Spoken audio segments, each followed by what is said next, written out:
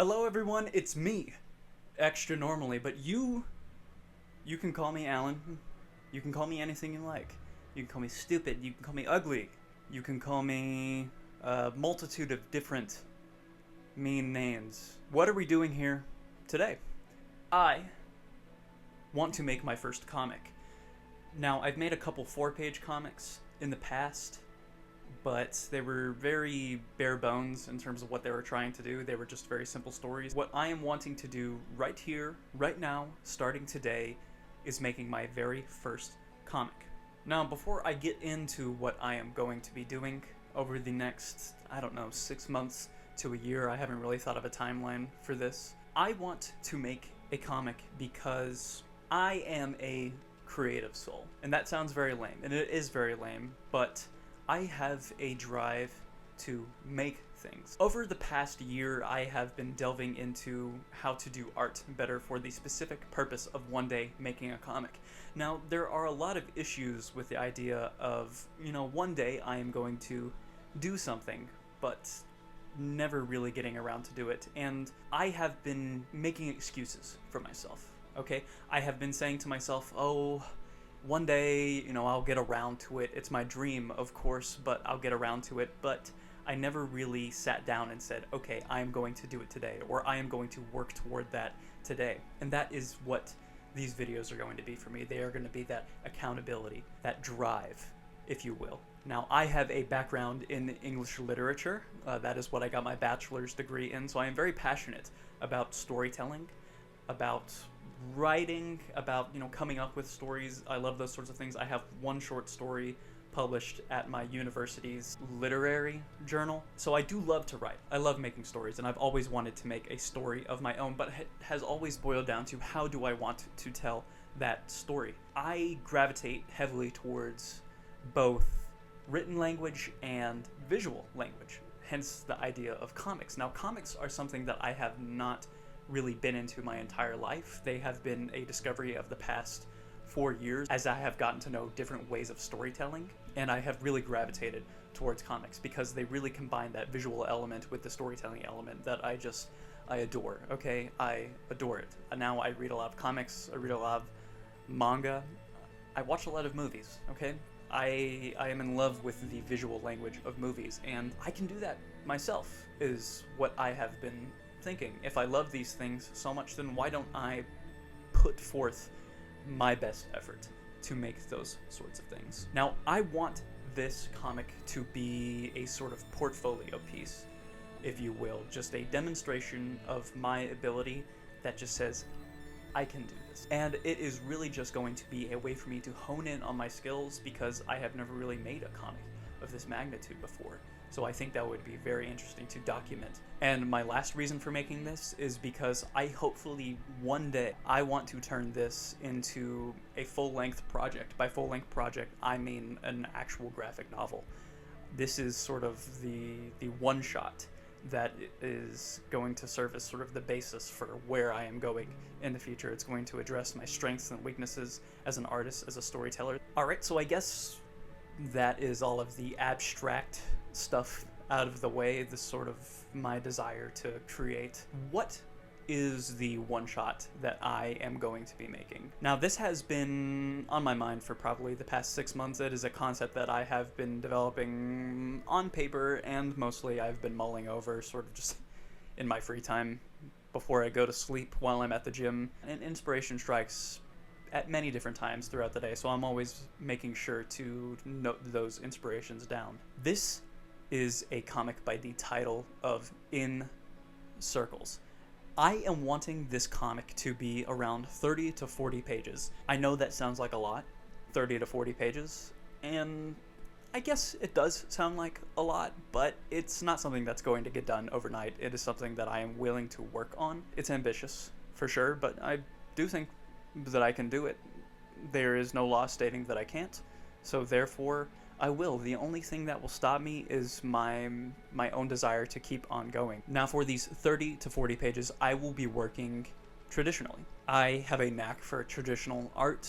I tried digital art in the past, and I just find that it is very difficult to sort of get a feel for the art that you're doing when you're working on a flat surface with no tactile feedback.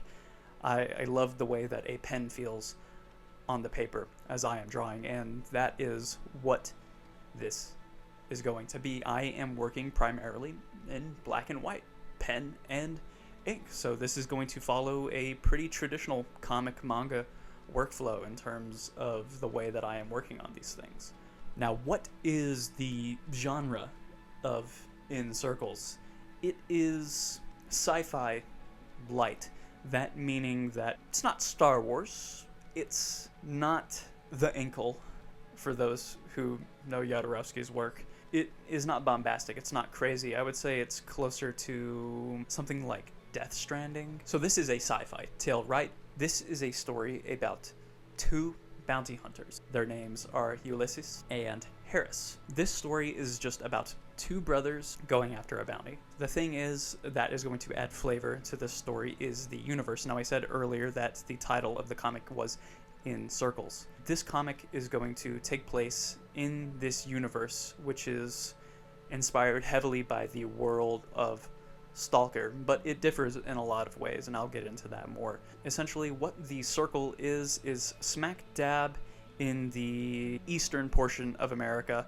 There is a large area known as the Circle. Now, if you're familiar with Stalker, there is an area in that known as the Zone, and it is essentially an area where there are many anomalies that take place. They can range from completely harmless to confusing to downright harmful that can kill you. Things that cannot be scientifically explained. In the eastern portion of America, the Circle is essentially this area that is a perfect circle. The closer that you get to the center, the more powerful the anomalies become, the more dangerous they are. This story is going to take place on sort of the outer rings of that circle. I know it's kind of derivative, but you kind of have to be derivative with some of your ideas, and I'm hoping that my style and the story that I'm trying to tell are going to help differentiate it from what has come before, because there is nothing new underneath the sun.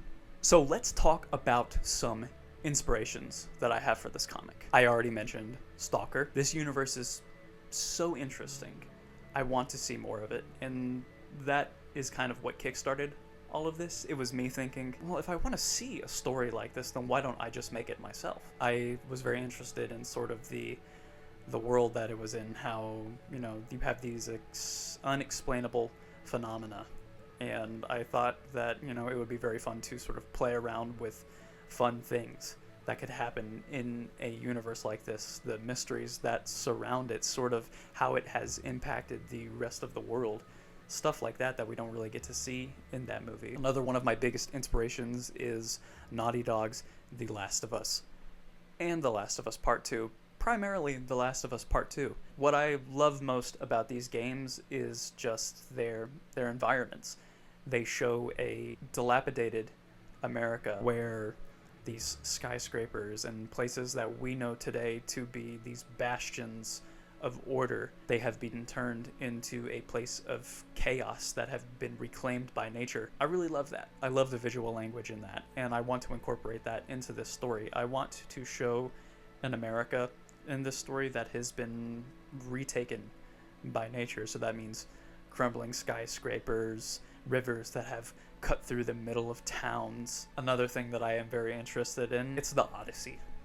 And what I like about the Odyssey is it's this very traditional story.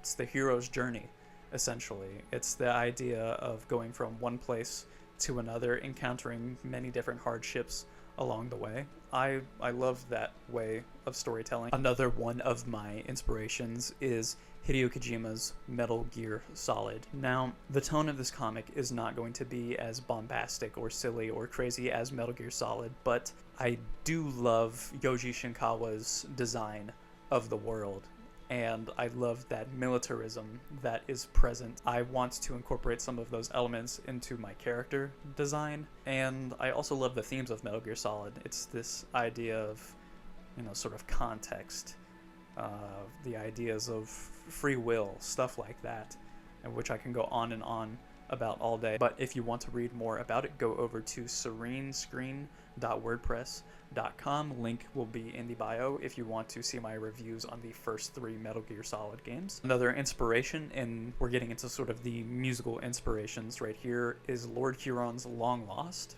Primarily the themes of that album have to deal with finding meaning in life, this journey that we go through where we are aimless in a lot of ways, and the circle is a representation of that. The idea of a chaotic life that is cyclical in a lot of ways, and because it does not have a linearity to it, it can be quite confusing. Another piece of music that is influencing me here is, weirdly enough, the score to the Outer Wilds DLC, Echoes of the Eye.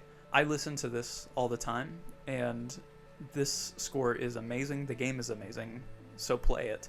But also listen to the score outside of the game, because I think that it really encapsulates this sort of tone that I want to go for, this sort of creepiness, this droning ambience, because the circle is not a place that is necessarily safe. There is a lot of unknown variables that you could run into, and I think Echoes of the Eye encapsulates that feeling of fear, mostly, because In Circles is both light sci-fi, but it also might have some horror elements. Another thing that we're getting outside of the media influences, we are looking at my personal love of hiking. I already talked about how I love the sort of natural aspects of the Last of Us universe. Ulysses and Harris are bounty hunters in the circle, right? They're essentially hiking through all of these differing locales,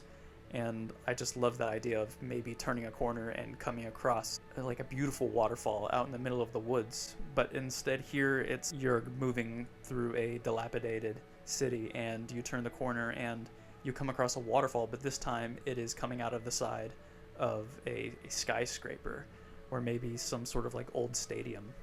And I just love the idea of sort of incorporating those journeys that you experience while you're in the outdoors hiking, and putting those in places where we don't necessarily expect them. I think that would be very fun. The next part that I really want to talk about is the idea of a schedule. Now, this is a big project. Therefore, how do you tackle something that is insurmountable in a lot of regards? You break it up into a bunch of smaller pieces, right? You make a bunch of bite-sized chunks that are manageable in and of themselves. And the more that you work through them, they contribute towards this grander whole. And this is something that is very prevalent in a lot of creative work, whether it's drawing or writing. You don't just splash a bottle of ink on a page and have a finished drawing. There is a lot that goes into it, from planning to composition to where you place your pen strokes, those sorts of things. It's this creative process that I really want to sort of delve into and document throughout this series. Therefore, this series will be split up into a bunch of smaller parts. First, we have pre-writing. This is going to be sort of the stages before you really come up with a story, of course, that sort of, hammer out the questions that you have and that allow you to explore a universe that you're creating. So that is the pre-writing stage. Then we are going to jump into the concept art and character design stage. This is the artistic side of pre-writing. It is going to be me sort of coming up with the designs for the things that we want to see in this. And the closer that we get to that stage, the more we will be able to narrow down what we are going to be doing. Next, we are going to be outlining the script. We are going to have a video that is giving our comic its structure, its bones. We are going to be listing out events that are going to happen, and this is going to give our comic structure going forward for our next step, which is actually writing the damn thing. And this isn't just the events, this includes stuff like dialogue, what we want to see in the panels, the environment, the scenery, the nuances. This is where we are going to be writing all of it down. And then next we are going to take this script and we are going to work on these thumbnail page layouts. We are essentially going to break down the entire script into pages, and within those pages we are going to break them down into panels, and this is going to influence those smaller moments, the overall visual language that we are going to see here. This is where we are going to begin to block out our composition. This is where we are going to be planning out those shots. And then next we are going to be moving into the rough penciling of our comic, and this is going to include drawing out the characters. This is where the character design is going to come in handy. We are going to be drawing out the environments, and we are going to be laying out the word balloons. That is another important part of comics, and that is going to have to be done in batches, in chunks, and it's going to be a longer video. Then we will be moving on to inking and lettering. I'm going to group these into one section because they can probably be done at the same time, I would think, and we'll figure it out when we get there. But this is going to be going over our penciling with the finalized ink of our comic, and this is probably the most important part. And then next, and this is the part that I am scared of the most because I know absolutely nothing about it, this involves a digital element. We are going to have to scan our final pages and make them into image files, and this will include stuff like modifying aspects of a file to get rid of the underlying penciling, so we just have the ink on top, and it is going to be a lot of cleanup, I would assume. And this is where I humbly ask anybody watching this, if you have any resources before we get to that point, that would be great. That would really help me a lot, because I am going to have to be figuring out a lot of this through my own research and through anything that anybody can get to me. So please send stuff my way. Anything would help. And then finally, our final part, I guess, would be publishing and marketing. These videos kind of act as a marketing, I guess, because it's the process. Yeah, and so that is sort of the process that I'm going to be taking to this whole thing. I am wanting to break this down into its composite pieces, and these individual videos I think are going to help me stay on track, because if it's one thing I learned during college, it was how to manage my time. I wrote a lot of papers, and a lot of that writing process included breaking it down into smaller manageable pieces so that I could create a longer paper, and that is the direction I am going to take with this. And so I'm really hoping that, you know, I can get some engagement with this, because that would be great. I would love if people would be able to, you know, help me with this, because even though I am making this by myself, I also want it to be collaborative in a lot of ways. So if anybody could show support or criticisms are another thing that would be amazing, because constructive criticism is something that I love. I hate it when people see something that I made and I am asking for constructive criticism and they say, yeah, there's nothing wrong with it, it's perfect. That does not help. I don't care if it hurts my feelings. I want to hear what people think. So that would also be amazing if people could if people could do that in the comments or through personal DMs. So now that we have that section out of the way, I want to get into my weaknesses as a storyteller / artist. My biggest weakness, I would say, is consistency. Whether that be staying to a schedule, holding myself to a thing, but also consistency in terms of how I draw, how I write, the quality throughout an entire project.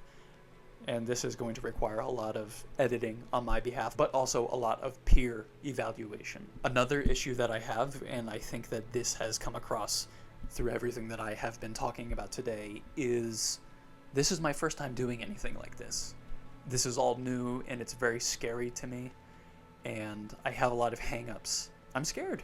Okay, it's very scary to sort of make something and not know entirely how you are going to go about it. But I am always up for a challenge in terms of problem solving, working through issues. I would say that is probably my biggest weakness with this, is that I am probably going to be working very inefficiently. My work here probably will be derivative in a lot of ways. It's not going to be perfect. I am acknowledging that now. Perfection is not what I am striving for.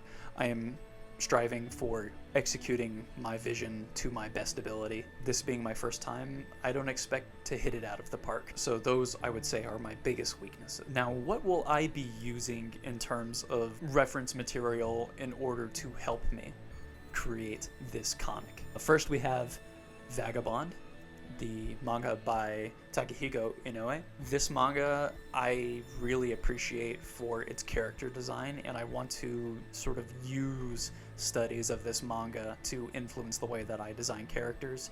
That being sort of the realism present in this manga, which I want to take for my own. I just love how these characters have these realistic expressions that also have a lot of character to them. If you haven't seen this manga, please go check it out, because the art in it is fantastic, and I want to sort of take stylistic elements of that for myself. There is also another comic that I am going to be referencing a lot, and that is Ethan Young's Nanjing, the Burning City. This isn't my favorite comic in terms of its story, but I adore its art because of its pen and ink nature. It's purely black and white, and I think the visual storytelling here is on point, and it's very beautiful, and I want to sort of take a lot of those elements for my own inking process. I am also going to be using the book by Scott McCloud called Understanding Comics, and this is going to inform the visual storytelling element, how to make a comic. I think it will be pretty invaluable because Scott McCloud's book really does just delve into what you need to know as a comic artist, as a comic author. Another book that I'm going to be using is Framed Ink by, oh my god, I'm sorry, I do not remember the author's name. I don't have it here with me, but I'll show an image of it on screen.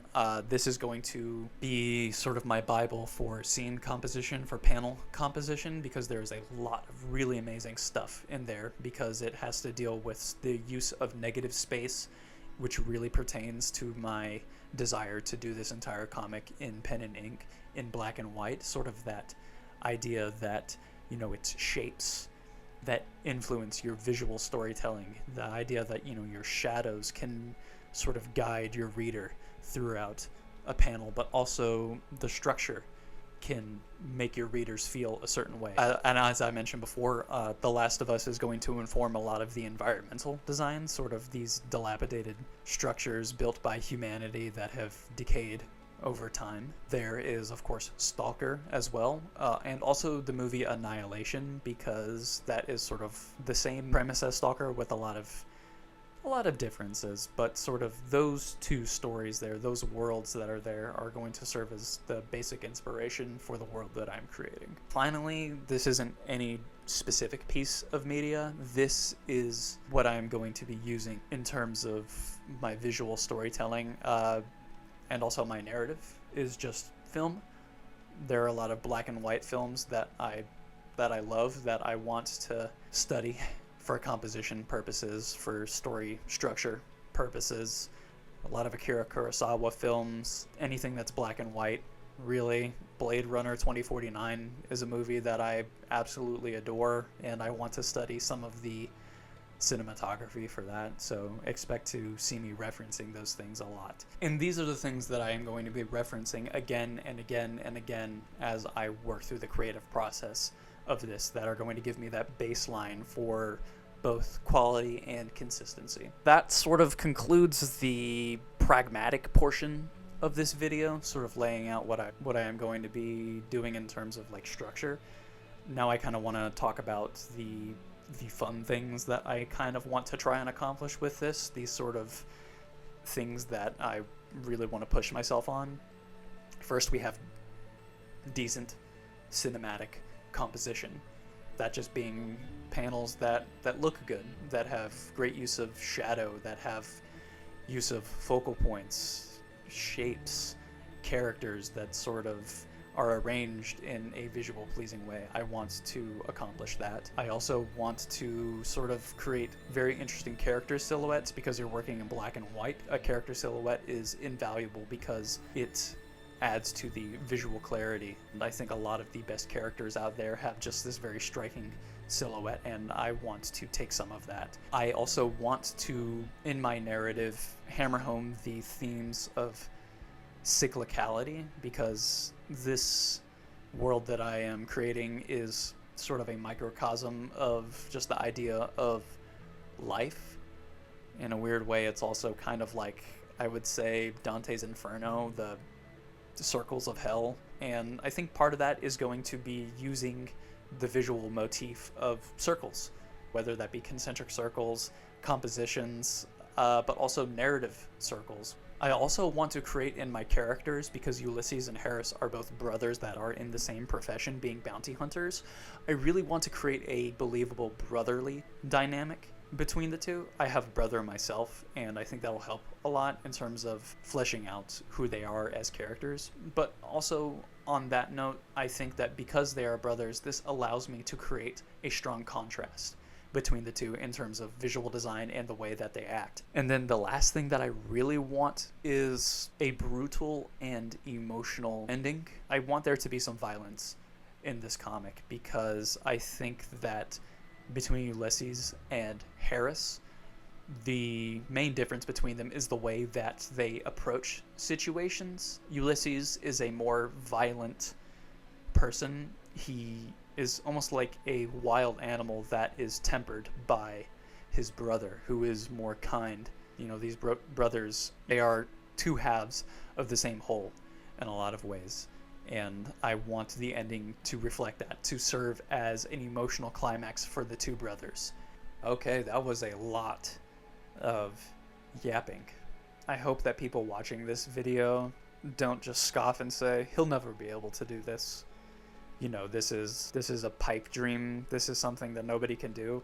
I find that on the internet, people are very quick to tell you that, you know, what you're trying to do is very hard work. You're going to have to commit a lot of time to it. And, you know, not everybody, quote unquote, makes it. I can't tell you how many times I have been online and I've just seen so much negativity in terms of people being very discouraging when it comes to making things, and especially comics. And this comes from a lot of people who I don't think have ever made a comic in their life. I know going into this that this isn't going to make me famous. This might not make me known in any circle of the internet. That being said, I'm not doing this for other people. I am doing this for myself, because I want to make things. This isn't going to make me famous. I'm not going to get hired at Marvel. I'm not going to be hired at DC. I'm not going to see a cent for this, right? But I could spend my entire life wishing that I could do something, right? And I could plan and plan and plan and plan, but never do anything. And my biggest fear is being 60 years old, looking back at my life and thinking, I had so many dreams, so many aspirations, and I never acted on any of them. I want to be persistent in that regard, and I think this is a starting point. So yeah, please subscribe to the channel. Please leave a comment. Check out the Serene Screen blog. Please check out all of the things that I talked about here today in terms of my inspirations, because I think they're all fantastic and I am inspired by them. Please look out for future videos in this series and just other videos on the channel. Goodbye.